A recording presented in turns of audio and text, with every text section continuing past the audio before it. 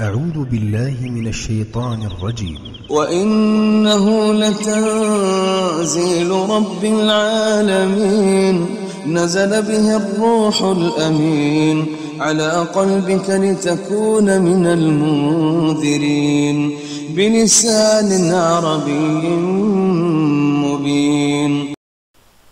بسم الله الرحمن الرحيم والحمد لله رب العالمين والصلاة والسلام على أشرف الأنبياء والمرسلين محمد وعلى آله وصحبه أجمعين. إخواني أخواتي الأعزاء، السلام عليكم ورحمة الله وبركاته. Je suis heureux de vous retrouver dans ce 5e cours d'arabe et ensemble aujourd'hui nous allons voir ce que c'est qu'une phrase et en particulier une phrase verbale. Et le programme de ce cours va consister donc à découvrir les éléments qui composent la phrase verbale simple. Également, nous allons aborder le i'rab que je vous ai annoncé dans les cours précédents. Et donc qui veut dire phrase verbale, veut dire qu'il y a des verbes. Donc nous allons également toucher à la conjugaison et nous essaierons de mettre ça donc en application à travers des exemples. Et encore une fois, c'est pas sûr que j'arrive à terminer tout le programme que j'annonce dans ce cours-là. Dans le cas contraire, je continuerai dans le prochain cours, Inch'Allah. Une phrase verbale se définit dans la grammaire française comme une phrase qui se compose d'un verbe, d'un sujet et d'un COD, un complément d'objet direct, ou pour certains verbes d'un COI. Donc je vais partir sur l'explication de la phrase verbale en arabe sur un cas simple, c'est-à-dire une phrase qui se compose d'un verbe transitif, c'est-à-dire qui admet un COD, et sur un verbe d'action, pas un verbe d'état. Dans ce cadre-là, la phrase verbale donc se compose d'un verbe, d'un sujet que je vais appeler un faiseur, c'est celui qui va faire l'action, qui veut dire un verbe, veut dire une action, un verbe d'action, et le faiseur va faire l'action, et le COD, je vais l'appeler celui qui subit l'action. D'accord? Donc, une phrase verbale en arabe, donc ça va être égal à un verbe. On commence par le verbe. Ensuite, après le verbe, on va mettre le faiseur. Et après le faiseur, on va mettre celui qui subit l'action du faiseur. Et en arabe, on a les termes qu'il faut apprendre pour dire le faiseur, pour dire le verbe et pour dire celui qui subit. Alors, une phrase verbale en arabe, ça se dit al-jumlatul fi'liyatu. Désolé, donc je crois que les dammats n'apparaissent pas très clairement, les soukoun, j'ai écrit ça avec Word, donc ça c'est pas terrible pour écrire de l'arabe. Donc al-jumlatu, ça se termine bien par un tout, al-fi'liyatu avec un tout, d'accord. Mais vu qu'on s'arrête le fi'liya, on s'arrête sur un ta, comme on l'a vu dans les règles de lecture, quand on s'arrête sur un ta, mais je précise bien un ta marbouta, c'est un ta fermé. Lorsqu'on s'arrête sur un ta marbouta, on prononce on enlève les deux points. Donc ça va faire al-jumlatul fi'liya. Al-jumla al-fi'liya, donc ça va être d'abord al-fi'l, le verbe. Derrière le verbe, on va écrire al-fa'il, faiseur. Et derrière al-fa'il, on va faire al-maf'oul bih. Je répète, al-fi'l, al-fa'il, al-maf'oul bih. Une remarque, c'est pas tout à fait le sens qu'on adopte en français, parce qu'en français on commence par le fa'il, par le sujet, par le faiseur, et derrière il y a le fi'l. Cet ordre-là, on peut aussi l'avoir en arabe, mais quand on apprend l'arabe, on l'apprend comme ça. D'accord? On prend cet ordre-là. Le fi'al d'abord, après le fa'il, après le maf'ul bih. L'autre ordre peut exister. Et ça existe, et c'est un sens. C'est pas faux, mais apprenez à faire ça, comme ça, au début. Donc, je répète, on a le fi'al, le verbe, et après al-fa'il, le faiseur, et ensuite al-maf'ul bih, celui qui subit. On va voir ça sur un exemple. Kataba al-muallimu ad-darsa. Kataba al-muallimu ad-darsa. Si je décortique la phrase, kataba c'est le fi'al, al-muallimu c'est le fa'il, ad-darsa c'est le maf'ul bih. Qu'est-ce que ça veut dire cette phrase? Kataba c'est le verbe écrire, à la troisième personne singulier passé composé. Donc il a écrit. Si devant on trouve le sujet, on va remplacer il par le sujet. Et on a bien un sujet ici, donc c'est al-muallimu. Donc on va dire, le muallim, vous savez, c'est l'enseignant, le prof. L'enseignant a écrit. Il a écrit quoi? Dès qu'on se pose la question quoi, c'est que derrière, il y a un COD, il y a quelque chose qui subit le verbe écrire. Et c'est quoi? C'est ad-darsa. Darsa, c'est le cours. Le cours donc a été écrit. Il a subi l'action d'écriture. Qui c'est qui a fait l'action d'écrire? C'est le muallimu, donc c'est le fa'il. Kataba, c'est le verbe d'action d'écriture. Kataba al-muallimu ad-darsa. Kataba, donc c'est al-fi'l. Al-muallimu, donc c'est al-fa'il. Ad-darsa al-maf'ul bih. Un autre exemple. Akala al-waladu al-inaba.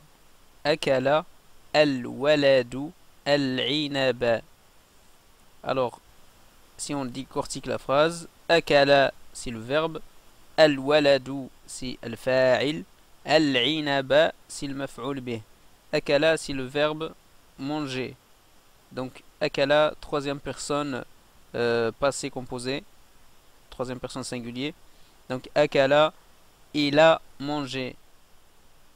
Donc il a mangé, qui c'est qui a mangé? Si on trouve le sujet, on remplace il par le sujet. Le sujet c'est al-waladu. Donc al-waladu a mangé. Walad c'est le garçon, l'enfant. L'enfant a mangé. A mangé quoi? Donc si on se pose la question quoi, ça veut dire qu'il y a un COD. Ça veut dire que le verbe admet un COD. Et c'est celui qui subit l'action de manger. Al-inaba. Al-inaba c'est le raisin. Donc le garçon ou l'enfant a mangé le raisin. Le garçon a mangé le raisin. Akala, fi'l. Al-waladu, fa'il. Al-inaba, maf'ul bih. Maintenant, je vous donne un exercice concernant ce qu'on vient de voir.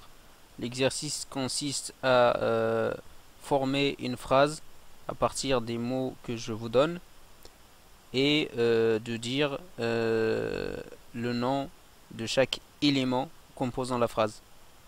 Donc le premier mot c'est qara'a. Qara'a, donc c'est le verbe. Le verbe il a lu. Qara'a ça veut dire il a lu. Al-kitaba c'est le livre. Le garçon. Al-waladu. Qara'a. Al-kitaba. Al-waladu. Former une phrase à partir de ces mots et dire que ça c'est le fi'al, ça c'est le fa'il, ça c'est le maf'ul bih. C'est pas compliqué, c'est ce qu'on vient de voir. Dire c'est celui-là qui fait, c'est le faiseur, ça c'est celui qui subit. D'accord? Et je corrigerai à la fin de ce cours, Inch'Allah. Et maintenant, je vais vous parler du i'rab. Donc, al-i'rab. Alors, dans ce cours, donc on va évoquer pas mal de notions, vraiment qui sont très importantes. Il n'y a rien de compliqué. C'est, il faut que vous appreniez par cœur. Là, il y a des mots techniques, des mots qui sont spécifiques à la grammaire arabe qu'il faut que vous connaissiez. Donc il faut les apprendre, les assimiler. C'est vraiment pas compliqué. Il faut suivre les exercices que je vous donne, essayer de les faire et non pas juste d'écouter, de penser ouais j'ai compris. Non, il faut écrire. C'est vraiment lorsque vous écrivez que vous faites travailler votre cerveau et que vous posez des questions. Et c'est là vraiment que vous voyez si vous avez compris ou pas. D'accord? Donc j'espère que vous allez prendre ce conseil en pratique. Donc je vais vous parler maintenant de la notion de l'I'rab. C'est une notion très très importante de la langue arabe. Donc l'I'rab, c'est quoi? Il y a peut-être d'autres définitions qui existent et tout ça, mais je vais vous donner la définition à travers mon aperçu à moi et ma façon de voir les choses. Alors, pour expliquer cette notion de arabe, je vais partir d'un mot simple. Lorsqu'on prend un mot qui est hors phrase, ça veut dire qu'il est tout seul. Quand, par exemple, je dis un ballon, un garçon, ça c'est un mot qui n'est pas dans une phrase. Alors en arabe, lorsqu'un mot est hors phrase, alors il doit se terminer par le tanwin. Donc je rappelle que le tanwin c'est les doubles damma. S'il n'est pas défini, ça veut dire si le mot il n'est pas défini. Donc la définition, je vous rappelle, ça peut être défini par l'ajout de L ou par annexion. Donc si le mot n'est pas défini, il doit obligatoirement se terminer par un, par double dammat. D'accord? Quand je vais dire waladun, je peux pas dire waladan, waladun. D'accord? Mais si ce mot il est défini, alors je vais dire al-waladu. Je peux pas faire al-walada. Non, c'est la terminaison qu'il faut mettre, la bonne terminaison du mot. Donc ça, c'est ce que j'appellerai par la suite la terminaison du mot. La terminaison, c'est-à-dire c'est la dernière haraka qu'il y a sur la dernière lettre. C'est ce que j'appellerai la terminaison du mot. Et en fait, cette terminaison-là, donc on vient de voir que hors phrase, c'est double damma si le mot n'est pas défini, et une damma s'il est défini. Maintenant, lorsque le mot est dans une phrase, une phrase, c'est-à-dire que il est au moins précédé par un mot. S'il est au moins précédé par un mot, alors sa terminaison peut évoluer. Sa terminaison change. Le mot ne garde pas sa terminaison en fait. Il peut la garder ou il peut la changer. Donc dans la phrase, donc le mot va changer de terminaison en fonction du rôle qu'il va jouer dans la phrase. Suivant le rôle qu'il joue dans la phrase, sa terminaison va changer. Alors, qu'est-ce que je veux dire par rôle? Quand je parle de rôle, c'est un peu le rôle grammatical, si vous voulez. Ça peut être le faiseur, qu'on a vu là, tout à l'heure là, sur la phrase. Donc c'est le sujet en français. Si c'est le faiseur, il a une terminaison particulière, il doit toujours l'avoir. Si c'est celui qui subit, il aura une terminaison qu'il va toujours avoir. Si c'est un adjectif, sa terminaison aussi, on peut la déterminer. Et ainsi de suite. Donc la notion de i'rab, je vais la définir comme suivant. Donc c'est la terminaison du mot. Et ces terminaisons dépendent du rôle que joue le mot dans la phrase.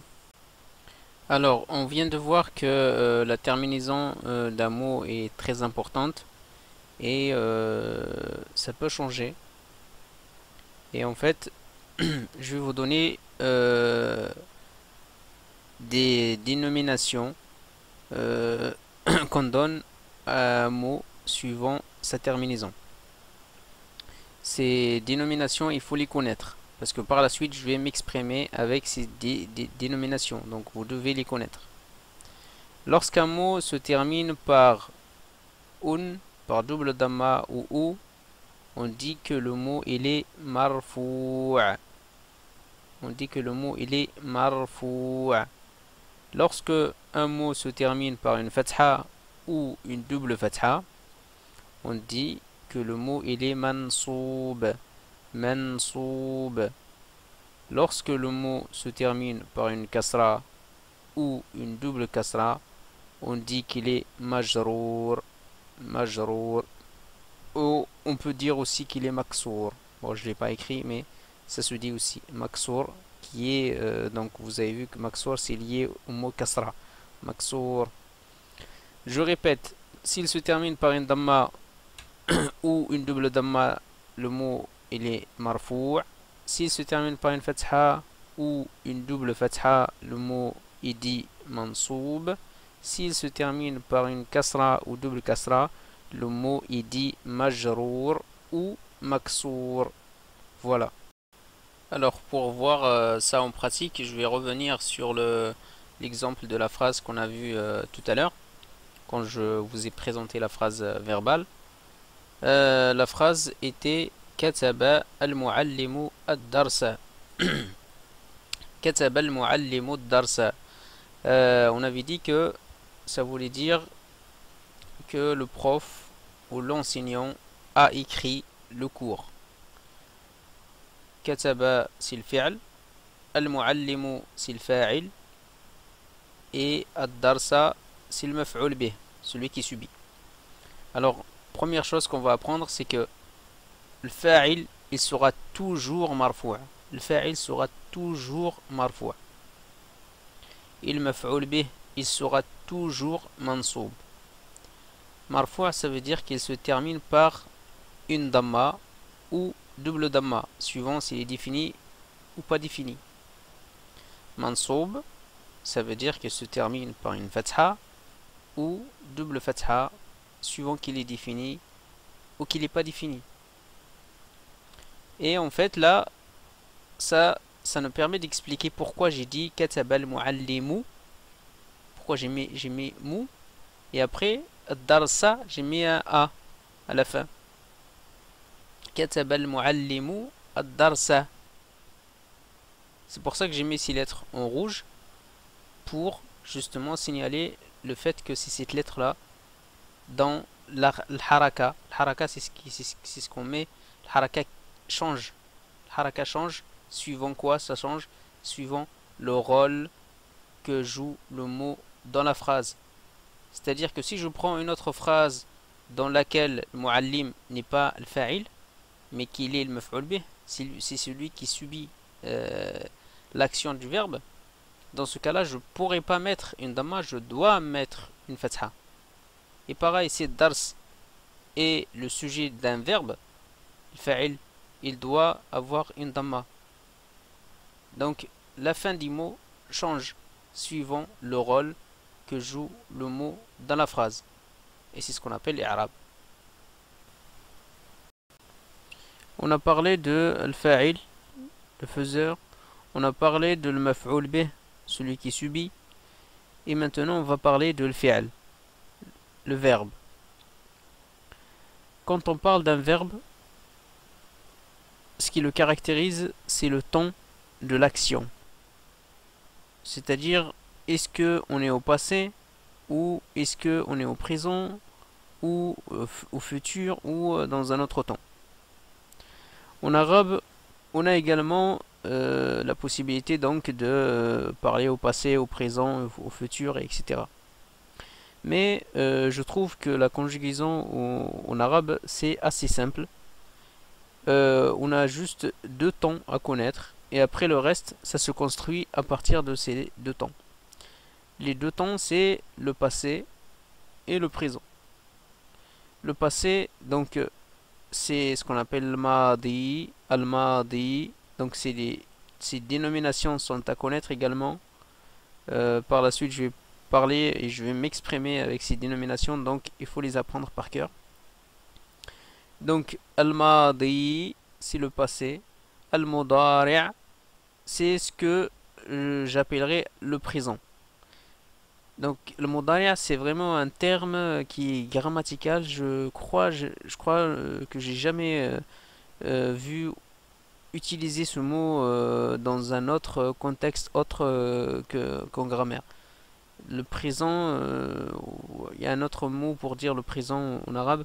Le mudari' c'est vraiment spécifique à la grammaire. Mais c'est comme ça qu'on a appris, donc apprenez-le comme ça. Donc al-madi, le passé, al-mudari', le présent. Qu'est-ce qu'il faut savoir concernant les verbes en arabe? Alors, il y a 3 points importants. Le premier point, c'est que il n'y a pas d'infinitif. L'infinitif en français, vous connaissez, c'est par exemple quand je vais dire manger, dormir. C'est des verbes en fait qui sont pas attachés à un sujet. Ça veut dire qu'il n'y a personne qui fait l'action. Alors en arabe, on n'a pas cet infinitif là, et l'équivalent de l'infinitif, c'est-à-dire lorsqu'on veut évoquer un verbe, on va l'évoquer à la 3e personne, passé, au passé et par la suite au présent. Exemple, si je veux parler du verbe écrire, c'est le verbe kataba, kataba. Donc je vais l'évoquer en disant kataba yaktubu. Kataba c'est le passé composé. Yaktubu c'est le présent. Kataba yaktubu. Et par la suite, quand je vais évoquer les verbes, je vais chaque fois les évoquer en couple, comme ça. Donc, passé composé à 3e personne et le présent. Kataba, ça veut dire il a écrit. Ça veut pas dire écrire. Par la suite, quand je vais évoquer des verbes, je vais faire des abus de langage et je vais vous dire que kataba c'est écrire. C'est faux. Kataba c'est il a écrit. C'est un verbe qui est déjà conjugué à la 3e personne. D'accord? Il n'y a pas d'infinitif en arabe. Kataba yaktubu. Dernière remarque concernant les verbes, c'est que on n'a pas besoin d'ajouter un pronom personnel pour savoir qui c'est qui fait le verbe. Le pronom personnel est déjà il est directement attaché au verbe. C'est-à-dire qu'on va rajouter des préfixes ou des suffixes sur le verbe qui font qu'on saura à quelle personne s'effectue l'action du verbe. Par exemple, yaktubu, vous avez vu, j'ai mis le ya en rouge. Eh ben, la plupart des verbes, quand ça va commencer par ya, ça veut dire qu'il est à la 3e personne. Donc yaktubu, c'est il écrit. Yakulu, il mange. Yadhhabu, il va. Yakhruju, il sort. Ya, c'est l'équivalent de il au présent. Par contre, au passé composé, le verbe il est, je dirais, il n'y a aucune lettre qui a été ajoutée. C'est les 3 lettres de base du verbe. Par la suite, je vais vous présenter la conjugaison et vous allez mieux comprendre. Maintenant, je vais vous présenter la conjugaison et je vais la présenter à travers un exemple d'un verbe normal qui ne présente pas de singularité ni de particularité. Il faut savoir qu'en arabe, ouais, il y a d'autres verbes qu'on appelle un peu les verbes malades, les verbes, pourrait dire irréguliers, pour faire un parallèle avec l'anglais. Mais pour le moment, on va voir un verbe qui est normal, qui n'a pas de particularité. Je vais commencer par présenter le maadi. Je vous ai dit que le maadi c'est le passé. Bon, en français, ça se traduit comme un passé composé. D'accord? Donc, je prends le verbe kataba, le verbe écrire. Là, c'est encore, j'ai fait un abus de langage. Kataba, c'est pas écrire, mais c'est il a écrit. Le verbe est déjà conjugué à la 3e personne singulier. Alors, pour dire j'ai écrit, katabtu. Donc, on rajoute un ta ouverte à la fin avec une damma. Katabtu. Si je m'adresse à quelqu'un de masculin, c'est pour ça que je mets entre parenthèses M, katabta, je mets un ta avec une fatha. Si je m'adresse à une femme, c'est pour ça que je mets F, féminin, katabti, tu as écrit. Et là, si je parle de quelqu'un d'absent, masculin, kataba. Et c'est un peu notre équivalent d'infinitif, kataba. Ici, je parle de quelqu'un qui n'est pas là, donc je parle d'une femme, elle a écrit katabat. Ici je parle à deux personnes devant moi, que ce soit masculin ou féminin, je vais dire katabtuma. Je parle à deux personnes, c'est le duel, c'est pour ça que j'ai marqué entre parenthèses D. C'est une particularité de l'arabe. Vous avez écrit, donc je parle à deux personnes, katabtuma. Et si je parle de deux personnes masculins, mais qui sont pas devant moi, des absents, kataba, j'en rajoute un alif. Kataba, on part toujours sur l'infinitif et après on rajoute des choses. Kataba. Et si je parle de deux personnes qui sont pas là, mais c'est des féminins, DF, duel féminin, je rajoute un ta plus un alif. Là j'aurais dû le mettre en rouge, le ta aussi. Katabata, katabata, katabata. J'aurais dû le ta qui est avant le alif, j'aurais dû le mettre aussi en rouge. C'est ce qu'on rajoute aussi. Katabata. Si je parle de nous, nous avons écrit katabna, on rajoute un nun avec un alif. Si je m'adresse vraiment à des gens pluriels masculins, katabtum. Si je m'adresse à un pluriel féminin, katabtunna. Attention à la shidda, katabtunna. Et si je parle des gens qui sont nombreux, qui sont pas là, pluriel absent, katabu, ils ont écrit. Si je parle de pluriel féminin, katabna, katabna. Pour le présent, pour dire j'écris, je rajoute un alif avec une hamza, avec une fatha, ça va faire aktubu. T'écris masculin, taktubu. T'écris féminin, taktubina. Il écrit, yaktubu. Elle écrit, taktubu. Vous écrivez, duel, donc masculin ou féminin, taktubani. Ils écrivent, duel masculin, yaktubani. Ils écrivent, duel féminin, taktubani.